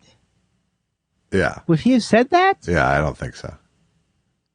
Double Entertainment. Oh my God! I think it's it could like be real. the Mickey Rooney Potato Restaurant, where it looks so real, but it's really not real. What was the? Okay, I don't want to ask. It's a meme. Gripe. What's that? It's a meme. Oh, B.D. West says, gripe. I, for one, am crestfallen and despondent about no 2022 State of the Industry speech. I did a medium deep dive a couple of years ago, but could only find recordings for 10 or 11 years online. Now more than ever, where the rest? I think he's right, but you have to find somebody who cares enough, who it relates to, like me. I'd have to care enough and to go and put it together. Right. And then want to have all those disses online for all time. Yeah. Did you hear in 1997 that Andy said that Michael Eisner, he's the real idiot? And then it comes up in Michael Eisner's Google alerts because he just posted it. And then he goes, well, I have time. And he's like, now I'm motivated to get back in the game. Just to Even crush Michael this Lopez. little man. First, I'll crush his older brother. Brotherton. What's Then that name again? Brotherton. I'll crush down the chain to him. That sounds like fun. Oh, I forgot that we're doing a show. Oh. Oh, interesting. B.D. West also says, non sequitur, it takes a really big comb, Tacoma Dome. That's a great joke. Yeah, if you live in Tacoma, for sure. Tacoma Dome. It takes a really big comb. Tacoma Dome. Is that the name of the stadium there? Yes. It's not really. No one goes to the Tacoma Dome. Tacoma Dome was the way I talked about my bald brother's friend Eddie. I said, you have the size of, your dome is the size of... Andy. Huh? Andy. What? Okay, Mommy. You told half a shitty joke. Wake up. Dan Marsh says, why do I love it when I'm put down? Dan Marsh says, hey guys, love it when I'm put down? Stop mocking me. Stop mocking me. Hey guys, when you were doing the road, were you the type to go out and see the local attractions, or were you the type who stayed in the hotel room and watched TV? What would you say? I was more likely to stay in a hotel room than I was in a condo. If I was staying in a condo, there was more than enough motivation to go out and see the sights during the day. Yes. I used to do, when I was in smallish towns, I would always go to, like in cities, I went to museums a lot. In smallish towns, I went to antique stores to look for Zippo lighters and other old antique lighters. Oh. And occasionally comedy albums. Did you ever resell a Zippo for big money? No, I just over-collected and stopped. And when you stopped, do you still have them? Yeah, I still have a big old box of antique lighters. Some Do you of them are like cool. them? I do. I especially love Zippos. I love the way they feel, they sound. I love that there's fire involved. And it goes like this, like shh, like that kind of. No, right? it doesn't. It goes clink, and then it's. Oh, okay. Yeah. There's no gas in it. It's all liquid, and they're stinky, and I love them. Oh, they're all like the kind that had the wick in them, Yeah, right? yeah. I used to love those. Windproof. Kashunga. Yeah. You touch the wheel. You go like that with the wheel. Baginga. Right. It's getting worse. I just picture you getting shot in a foxhole for going gaginga. Gaginga. You asked her this. This one looks dicey. All right. DBs, you mean? Yeah, I mean, it looks like controversial. Okay. Why did Steve Martin think it was a good idea to make a Sergeant Bilko movie? Or a Pink Panther movie, for that matter? Are there any classics either of you would like to butcher? Well, I have to say, this is the one thing that is either a huge blind spot on Steve Martin, or he just couldn't care less. Because he doesn't seem to have any compunction, or whatever the word would be, to ruin these movies. I mean, the Pink Panther movie, I didn't see it, but people say it's the worst thing ever. Yeah. Why would you remake it? $15 million is probably Yeah, that's right. I don't. Yeah, but doesn't it hurt your... it doesn't matter. I don't know. I don't think he cares.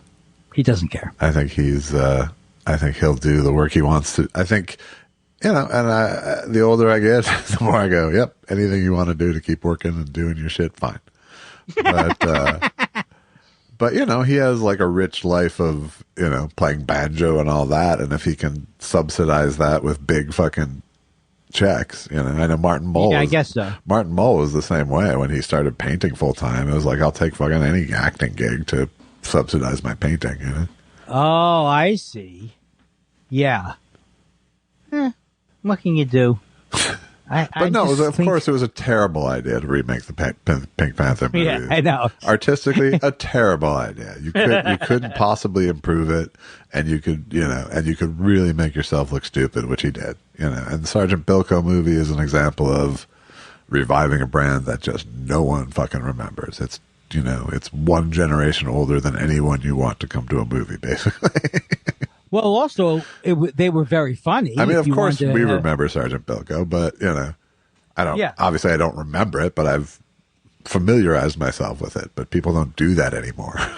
Well, no, if you want to familiarize yourself, you can actually go back and watch the show, and it's kind of funny, but you're not going to watch this stupid remake. Right. And Mark says, any recordings of Andy Kindler's old, I blew it already. How did I do it? Oh, God, what an idiot. Of Andy Kindler's old band exist? Well, only in the sense that they're on my things that are up on the thing, right? You have some of my songs on there, on the situation? Yeah, we've played them. I've played all the ones those you are, me. Yeah, but there's nothing like... except for they're 7 minutes long a lot of the time. That hurt. That really did hurt that time. I will probably try to put them in a more organized way at some point, maybe. Well, you have a home for them here. I have what? You have a home for them here if you ever want to transfer them. Cool. Bandicoot B says, Josh, I know you like to give Andy shit for Cameo, but have you ever spent time on it? It's way more insane than you can imagine. I could get lost on there for hours. The people on there and the amounts they charge make no sense. Truly worth a visit. It makes me want to go there. So in other words, people are charging too much or something, right? Or well, it's just there's some people. It's just it is a wild variance of people's view of self-worth on there. Well, Jeremy Piven, of course he would charge $599. And of course, half the people hate that is fun to see how many people dislike that fucking guy. Yeah. And how much he charges. And do people, so that's fun. And do people shit talk on there about people's they prices? have shit talk them. Yeah. Oh, no, because you can give a review. So, yeah, I mean, if you were going to complain and it was bad, what would you say? Why are you charging $700? You don't care. Yeah. You don't care, Jeremy. And it turns out that he actually said that some of the feedback from Cameo was going to change him from being the world's biggest asshole. Huh. So maybe he would. Wow. Maybe it is therapeutic for everybody. Yeah, that's funny. He kills me. But yeah. Sorry. Zethik the Third says Mama Dick the Third tells me Andy was great as Jameson on the wrestling. Mama Dick the Third is getting high outside instead of the basement because of the warmer weather, but Andy as a wrestler just don't add up. I don't get Well, this. everybody knows this by now.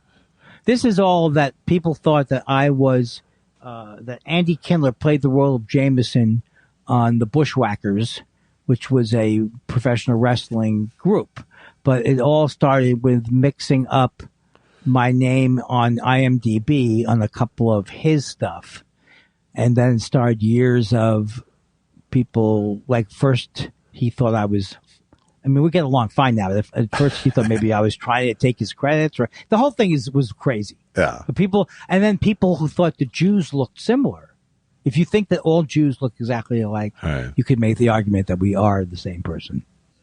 And was his name Andy Kent? What was the? No, his name is John DeComo. He was a very nice man, and he was funny on the show. He was funny as the nerdy manager of this group, the Bushwhackers, which I'm not familiar with at all. Yeah. Do you know there's another thing called the Bobby Heenan show. Does that ring a bell? It's like one of those fake. It's like a fake talk show. It's actually kind of funny. I don't know. I can't get into the with somebody playing Bobby Heenan. Yes. Okay. No, actually, I think that's his name, but he's playing a character. Bobby the Brain Heenan? The actual? Yeah, it is. It's him. Okay. Yeah. Oh, so you did see him then? You have seen him. Well, I've known Bobby the Brain Heenan since I was a little kid watching All-Star Wrestling in Minnesota. Oh, yeah, that's him because you may even see him then, the other guy. Who's like, the guy's like this, me, James, like, shut up, and like that. He's actually funny. Yeah. But you'd have to think that all Jews look alike to think. And then for a long time, I couldn't get the argument. People thought I was lying. Why would I turn down a credit? I don't understand that. Well, maybe that was part of your wrestling NDA. Sure, you're going down, Josh. I'm coming over there right now, Josh. I'm going to beat your head in, you son of a bitch. It sounds like towards the end of one of our arguments, kind of. Shut up! Kiss my ass, douchebag. Okay, stop. All right. Stop it. That's enough. Rein it in. Paulie Pecan says, I like that name. Let me be the first to scare you about monkeypox. I don't know about monkeypox. Do you? There's been a confirmed monkeypox case here. Is that a joke? No, it's real. What is monkeypox? It's a pox that you get from monkeys. Oh, and it's really it's all there in the name.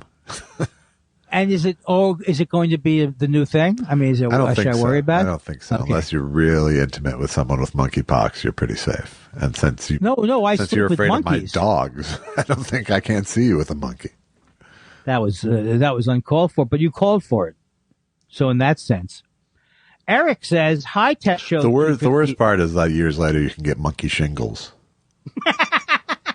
Shingles says what? Shing about what?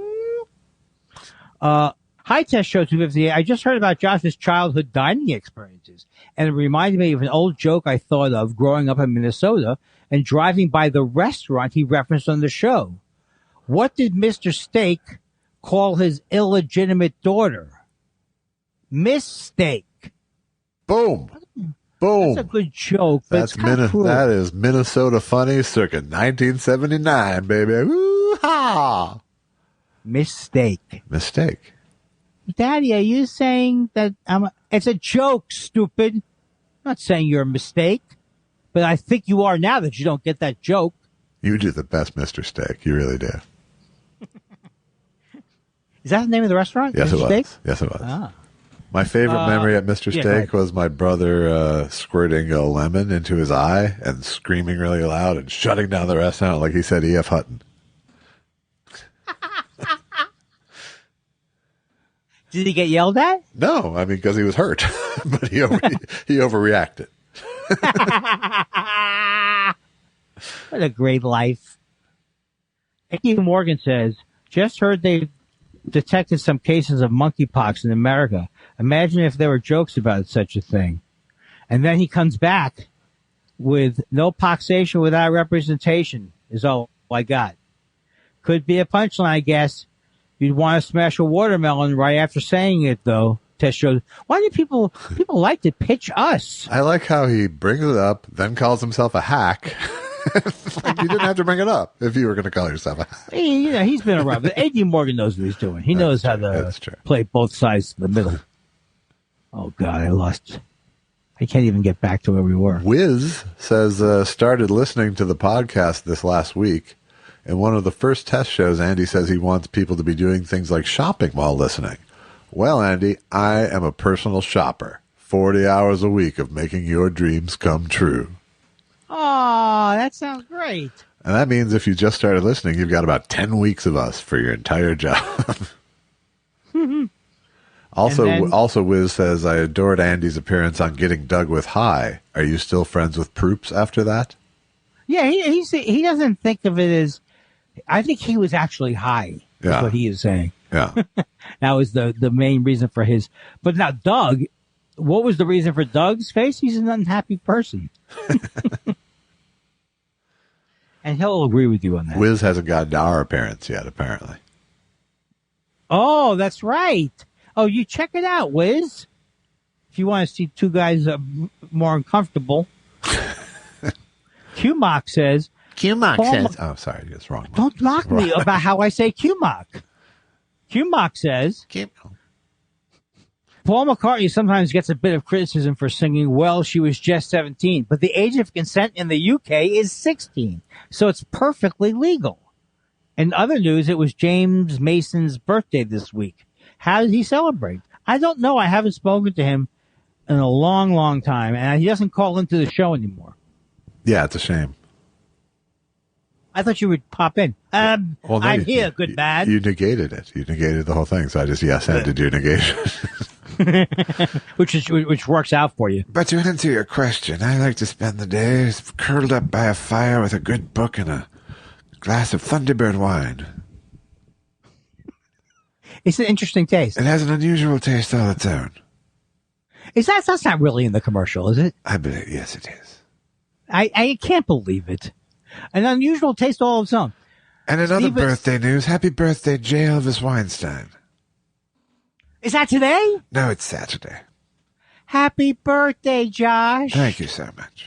Your birthday's coming up soon. It is. Oh, Josh. Happy to get off the 50 spot. Yeah, that's got to be a weird age. You know, now you're comfortably in your 50s. Yes. Josh E.W. birthday. Yeah. I'm getting the cake sent to you right now. Right now. Don't send me any cake, folks. I have type 2 diabetes. I have it. Oh, yeah. He's got it. Stephen Elton Yates says, has either of you guys ever donated blood? I started when I was 18 and I have given over 30 gallons. I'm almost empty. Seriously, I give platelets and plasma these days. I encourage others to join me. It's unbelievable. He starts out light and all of a sudden he's a hero by the end of it, right? Right. Well, he's even bigger here with his other tweet that says, it feels so good to buy you guys some coffee. All the spiralers should do it. And he did. He gave us a bunch of coffees. And I'm not saying all the listeners should give $5,000 a week. I'm not saying that. $10,000? No, yeah. It's a serving suggestion. That's all I'm saying. Merely a serving suggestion. Up to $1 million. Now, is this Stephen Now, have Yates? you given blood? Let's go back to Stephen Elton Yates' question. I don't think I have given blood. No. I'm not against it. That's good. I have but what if there's AIDS in my blood or something? Well, I couldn't have gotten AIDS, but besides that. Yeah.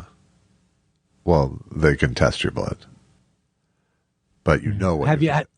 I have donated blood, but not for a long time because I was sort of under the impression that you could. I had hepatitis A at one time, and I thought that negated you from giving blood.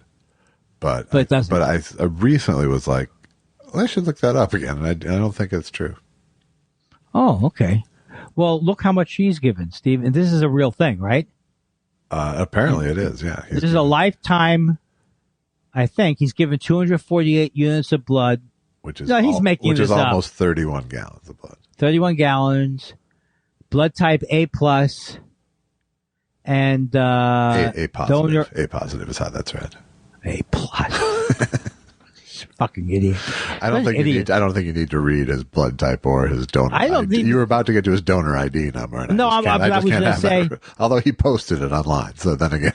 His donor ID is hello, lady. I think he's hoping that someone goes in and donates blood under his name, under his assumed name, so he just adds to his total.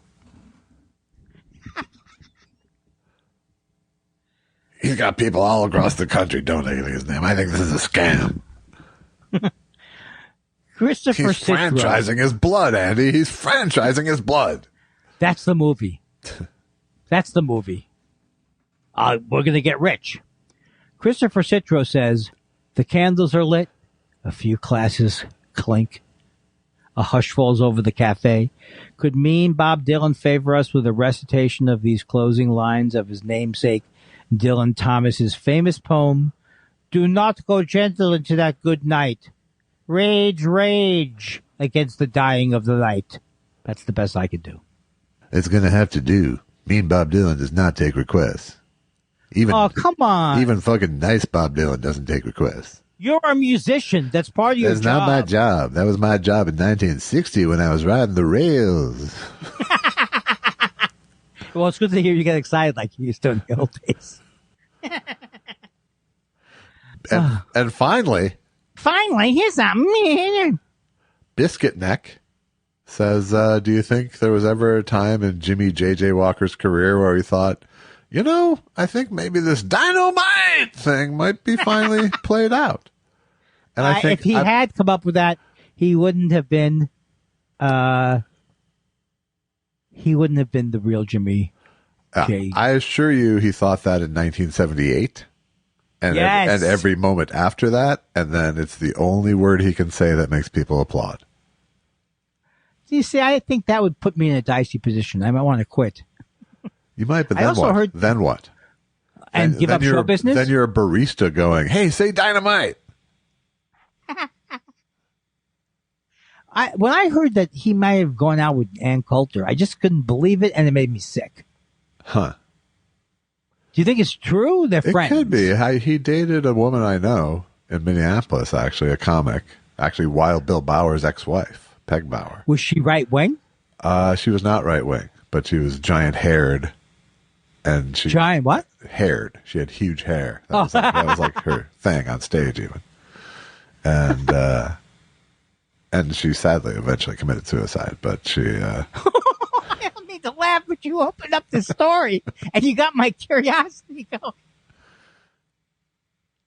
But she was the same sort of body type as, like really long necked, Oh, Jimmy.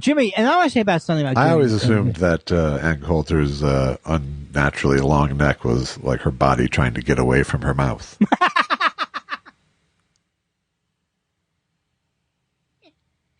I enjoy that kind of thing.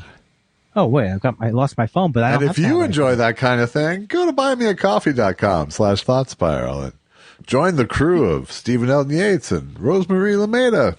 And Dana Schwartz and all the big spenders that we love so much. These people can't be wrong, right? Exactly. Also, if you still, Hence the Humor. I don't know if you asked me about this. You asked me before the show, is Hence the Humor still available? I said, yes. Yes, it is. Yes, I wish they sold it in a package with chunks. That would be good. Also, please get my new You're CD hang up on you. Damn, hang you're up the on worst.